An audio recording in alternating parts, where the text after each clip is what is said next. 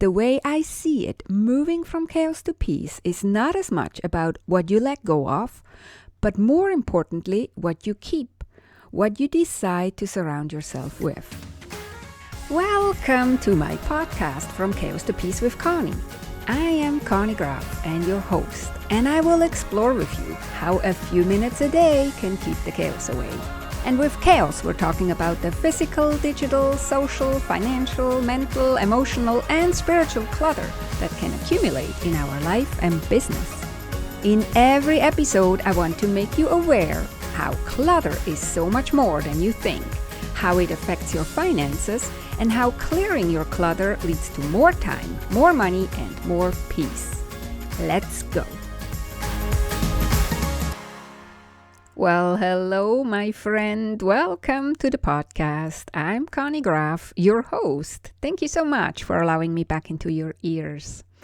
Please subscribe and follow the podcast if you haven't done so yet. This way, you never miss an episode. And maybe you share your favorite episode or the podcast with your family or your friend or your business bestie, because if you find value in what I'm talking about, they will too. So this is a rewind of an older episode, and I don't do this necessarily to save time or because I run out of topics. I do this because we need to hear things more than once. I need to say things more than once. I might say it differently the second, the third, or the 50th time, and then you can hear it. So the other day, a podcast that I was listening to here and there announced that episode 162 was their last episode. One of the reasons they named was that they have said what they wanted to say. They have said everything that was important. So we all can just go back and re-listen to old episodes and hear and learn everything we need to learn, they said. They had some other reasons, of course, but this is what stood out for me because sometimes I also feel that way. I also feel I've said everything. There's only so much to know. There is only so much to say. There is no magic bullet. There is nothing new under the sun. But then I remember, hearing it once is not enough. We often have to hear things several times, multiple times, often even from different sources and different people. It really depends where we are in our life and business at the moment when we're hearing a certain information of whether it sinks in or gets repelled or just passes by us. Second, information alone is not enough. Knowledge is not enough. A real knowing comes from experience, whether that's imposed on us experience or us taking intentional action and doing what we learned and heard.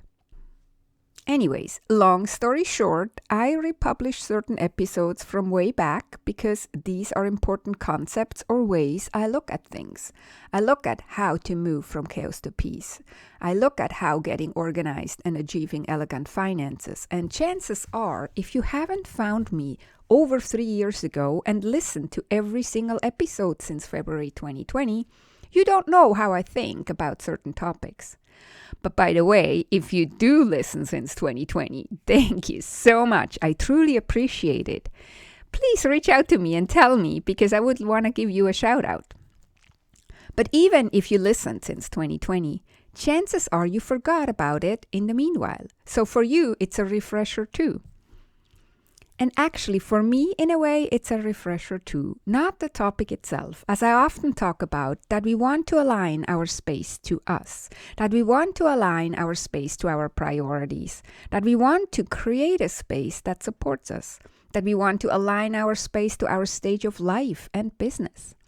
For me, it's interesting to re-listen to my past self and how I sounded back then.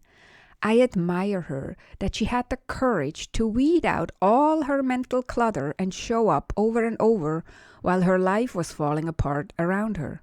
But in hindsight, this is how I got through the hard times, by focusing in what I keep in my life, by focusing on aligning my space, my physical, digital, financial, mental, and emotional environment with myself, with my dreams and with my desires, and making sure my environment is actually aligned with the stage of life I'm in. This is what we all can do even if the world around us is crazy or crumbling. Aligning the space with us, making our immediate environment we are surrounded with easier for us, more peaceful. That is what is important. I am so often asked, where do I start getting organized? Where do I start decluttering? I'm so overwhelmed. I don't know where to start. This is it. By aligning your environment with yourself. I often notice, and I even talked about it before, how I really don't like the word decluttering that much, because the way I see it, moving from chaos to peace is not as much about what you let go of, but more importantly, what you keep, what you decide to surround yourself with. Anyways, you now hear episode number 14, but I cleaned it up a bit. I took out me talking about the workshop that I was planning back then and other talk that is really not relevant 3.5 years later. But aside of that, here you go. Align your space with your priorities. Enjoy.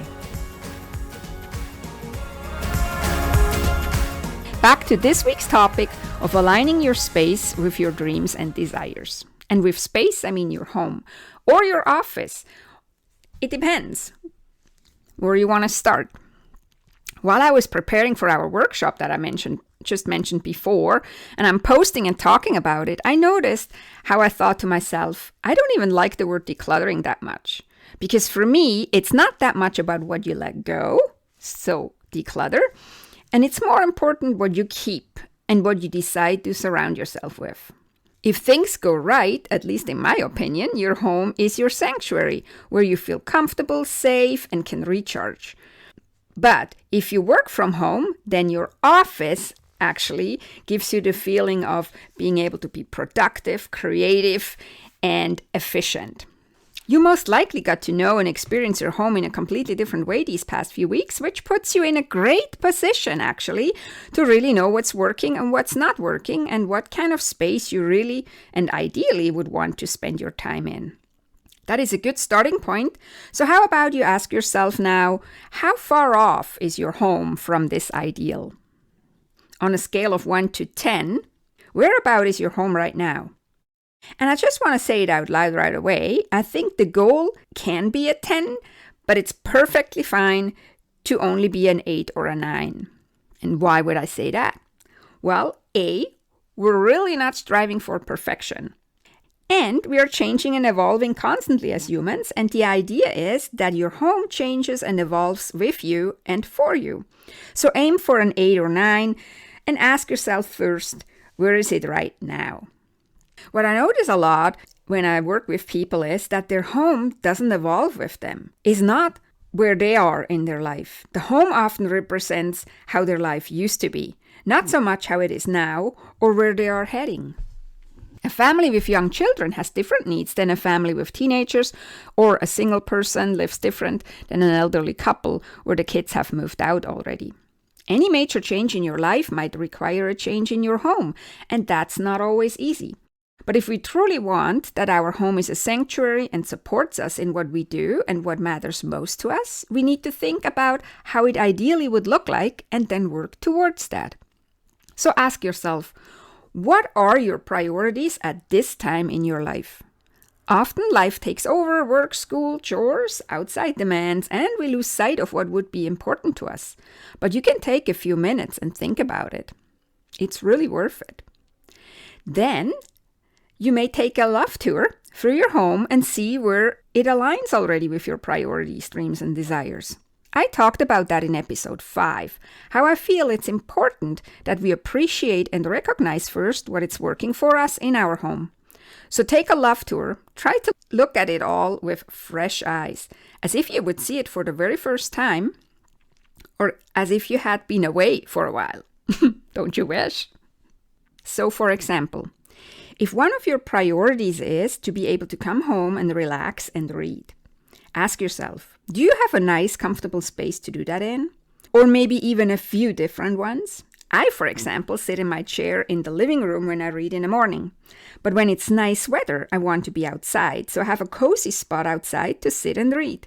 And in the evening, my joy is to read in bed. I do so since I'm a teenager. Reading is a priority for me, so I have several ideal spots to do that, and depending on what I read what time of the day it is, I sit somewhere different. Another example is I mainly cook and eat at home. But cooking is not a passion of mine. But still, I want that the kitchen has a flow to it, or maybe even more so I want that the kitchen has a flow to it, so that the cooking and baking is easy to do. So my kitchen is set up in a way that makes cooking and baking really easy.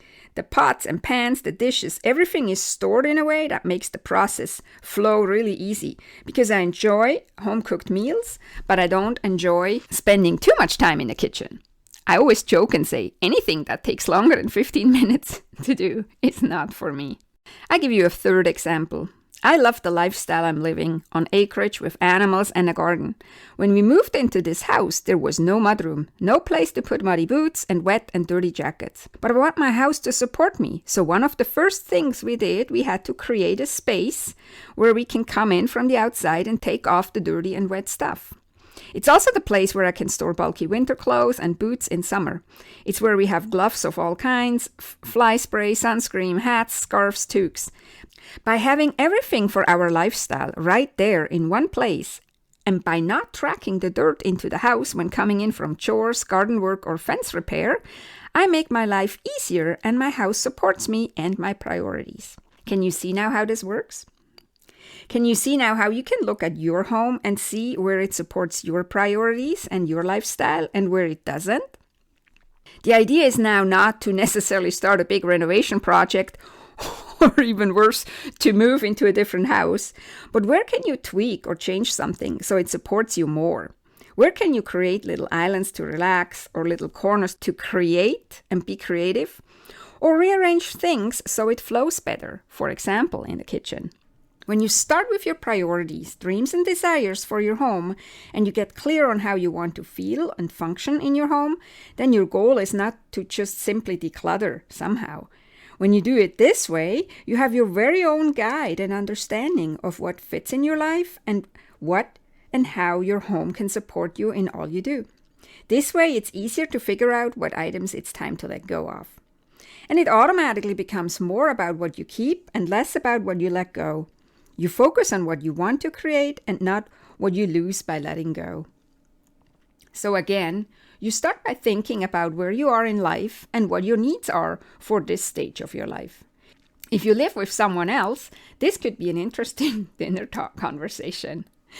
Then the next step is you do the love tour through your home with your priorities in mind, and you figure out where does your home already align with your needs and where not at all. From now on, you can work towards your vision, and by making changes a few minutes a day, letting go of things that don't fit in your life anymore, you're working your way step by step and minute by minute towards a home that supports you and is your sanctuary. Try it out and let me know what you think.